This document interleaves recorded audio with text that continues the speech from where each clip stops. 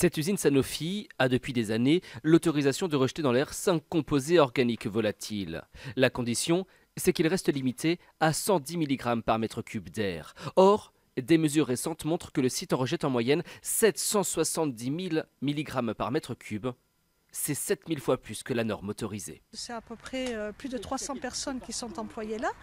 Et puis il y a les riverains et jusqu'où peuvent être impactés les riverains, ça, point d'interrogation. Parce qu'il faut bien se dire que, toujours pareil, les émanations, elles ne vont pas rester gentiment au-dessus des usines.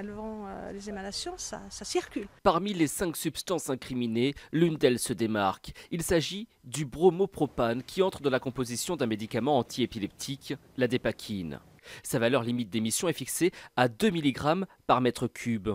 Mais en mars dernier, les rejets mesurés étaient de 380 000 mg par mètre cube, 190 000 fois la norme autorisée. Beaucoup de riverains se sont retrouvés avec des problèmes d'irritation de la peau, de brûlures, de problèmes respiratoires sévères. Cette molécule attaque les fœtus avec perte de QI, etc., et possibilité de fausse couche, etc. Sanofi a donc pris une mesure radicale, l'arrêt de son site, le temps d'y apporter les améliorations nécessaires. Une enquête interne a également été diligentée pour comprendre comment une telle situation a bien pu se produire.